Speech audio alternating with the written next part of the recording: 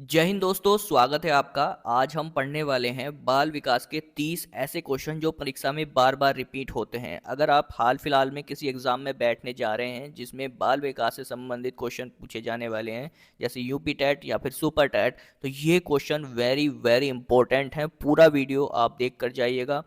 बहुत ही मेहनत से ये क्वेश्चन जो है आपके लिए मैंने अरेंज किए हैं, तो वीडियो पूरा देखिएगा। वीडियो पसंद आए तो लाइक करिएगा। तो चलिए शुरू करते हैं बिना किसी देरी के।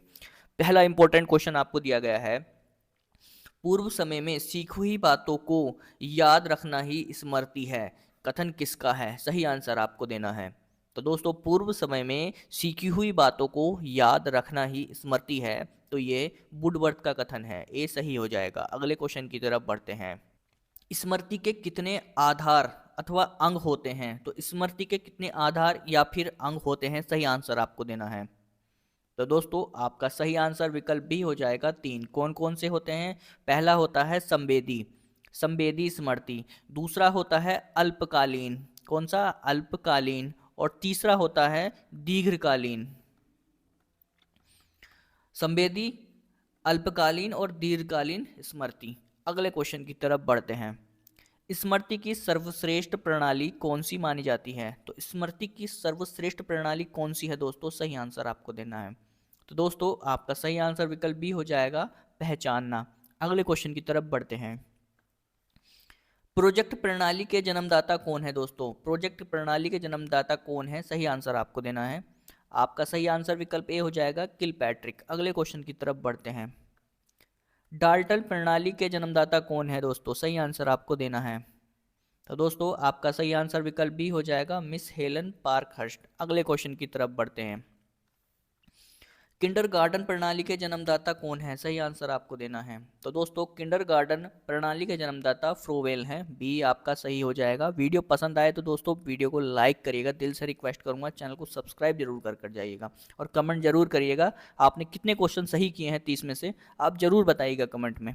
अगले क्वेश्चन की तरफ बढ़ते हैं। व्यक्तिगत भिन्नता का प्रमुख कारण क्या है दोस्तों? आपको ऑप्शन दिए गए हैं, जैसे कि वंशानुक्रम, वातावरण या फिर आयु व बुद्धि।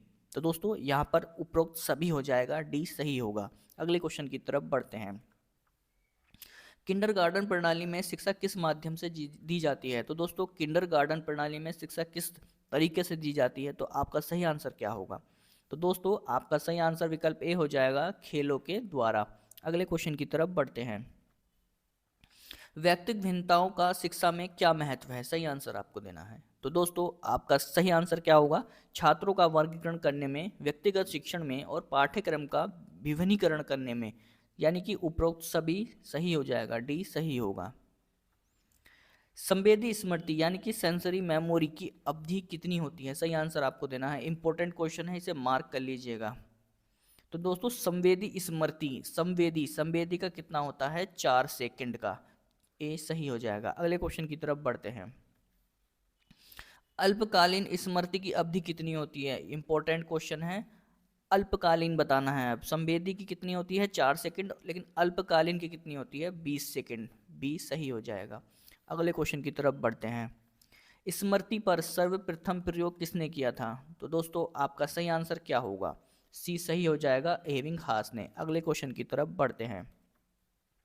निम्नलिखित में से कौन सा स्मृति का अंग नहीं है? सही जवाब आपको देना है। तो कौन सा अंग नहीं है? तो दोस्तों, स्मृति का अंग सोचना नहीं होता, बाकी सीखना, धारण करना और पहचानना स्मृति के अंग है। अगले क्वेश्चन की तरफ बढ़ते हैं। निम्नलिखित में से कौन सा स्मृति का अंग है? कौन सा है? अब सही आंसर आपको देना है। तो दोस्तों, सीखना मतलब स्मृति का ही एक भाग है, उसे धारण करना और पहचानना, उपरोक्त सभी। अगले क्वेश्चन की तरफ बढ़ते हैं। निम्नलिखित में से कौन सा स्मृति का एक प्रकार नहीं है? सही आंसर आपको देना है। दोस्तों, स्थायी स्मृति, तार्किक और आदत स्मृति, जबकि भावनात्मक स्मृति जो है वो इसका एक प्रकार नहीं है। सी सही हो जाएगा। अगले क्वेश्चन की तरफ बढ़ते हैं। निम्नलिखित में से कौन सा स्मृति का अंग नहीं है? सही आंसर आपको देना है। तो दोस्तों, सीखना सही है, धारण करना, पहचाना, जबकि चिंतन नहीं होगा। सी सही हो जाएगा। और इस तरह के क्वेश्चन दोस्तों यूपी टेट, सुपर टेट में पूछे ही जाते हैं। रट लीजिएगा इन क्वेश्चन को, इंपॉर्टेंट क्वेश्चन है। अगले क्वेश्चन की तरफ बढ़ते हैं। अच्छी स्मृति की विशेषता क्या है? तो दोस्तों आपका सही आंसर विकल्प डी हो जाएगा, उपरोक्त सभी। अगले क्वेश्चन की तरफ बढ़ते हैं। वास्तविक स्मृति में बातों को किस रूप में याद किया जाता है? तो वास्तविक स्मृति में बातों को किस रूप में याद किया जाता है? आपका सही आंसर क्या होगा? तो दोस्तों आपका सही आंसर विकल्प ए हो जाएगा, क्रमबद्ध रूप से। अगले क्वेश्चन की तरफ बढ़ते हैं। पुनः स्मरण यानी कि याद करने की प्रक्रिया में कौन सा कारक बाधा उत्पन्न कर सकता है? सही आंसर आपको देना है। तो भय कर सकता है, चिंतन कर सकता है और परेशानी। अगर ये तीनों चीज होंगी तो आप याद नहीं कर पाएंगे। डी सही हो जाएगा। अगले क्वेश्चन की तरफ बढ़ते हैं। विस्मृति यानी कि भूलना का क्या अर्थ है? तो दोस्तों सही आंसर आपको देना है। तो दोस्तों आपका सही आंसर विकल्प ये हो जाए, सीखी हुई किसी क्रिया का मस्तिष्क में अंकित न हो पाना, उसे भूलना कहते हैं। अगले क्वेश्चन की तरफ बढ़ते हैं। भूतकाल के किसी अनुभव को वर्तमान चेतना में लाने की असफलता क्या कहलाती है? सही आंसर आपको देना है। तो भूतकाल के किसी अनुभव को वर्तमान चेतना में लाने की असफलता विस्मृति, बी सही हो जाएगा। अगले क्वेश्चन की तरफ बढ़ते हैं। जब व्यक्ति किसी बात को भूलने का प्रयत्न करके उसको भुला देता है तो उसे क्या कहते हैं? तो दोस्तों आपका सही आंसर क्या होगा? सक्रिय विस्मृति हो जाएगा, बी सही होगा। अगले क्वेश्चन की तरफ बढ़ते हैं। सीखी हुई वस्तु को धारण और पुनः स्मरण करने में असफल होना क्या कहलाता है?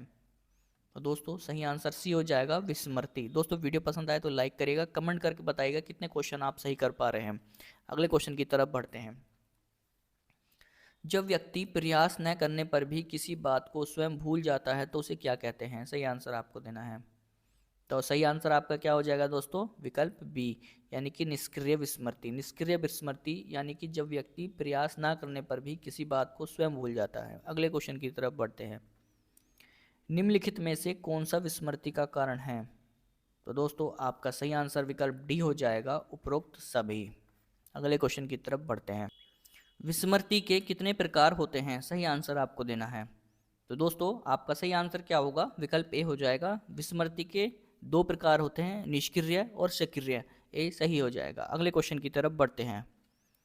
विस्मृति कम करने का प्रमुख उपाय क्या है? सही आंसर आपको देना है। तो दोस्तों विस्मृति को कम करने का प्रमुख उपाय पाठ की पुनरावृत्ति, इसलिए कहा जाता है रिवीजन करना जरूरी है, ए सही हो जाएगा।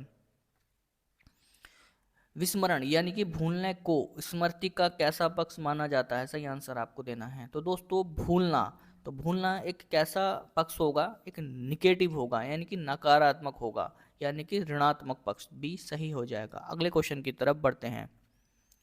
किस मनोवैज्ञानिक के अनुसार विस्मरण एक नकारात्मक धारणा है? सही आंसर आपको देना है। तो दोस्तों आपका सही आंसर विकल्प डी हो जाएगा, गेल्डार्ड। इंपॉर्टेंट क्वेश्चन है, मार्क कर लीजिएगा। अगले क्वेश्चन की तरफ बढ़ते हैं। पाठ की पुनरावृत्ति द्वारा किसको बढ़ाकर विस्मृति को कम किया जा सकता है? सही आंसर आपको देना है। तो दोस्तों आपका सही आंसर विकल्प ए हो जाएगा, धारण को, यानी कि रिटेंशन। तो दोस्तों अब आप देखिएगा 30 में से आपने कितने क्वेश्चन सही किए हैं या कितने क्वेश्चन आप सही कर सकते थे, कमेंट में जरूर बताइएगा। आपसे दिल से रिक्वेस्ट करूंगा, वीडियो पसंद आए तो वीडियो को लाइक करिएगा और चैनल को सब्सक्राइब करिएगा, दिल से रिक्वेस्ट करूंगा। वीडियो देखने के लिए आपका बहुत बहुत धन्यवाद।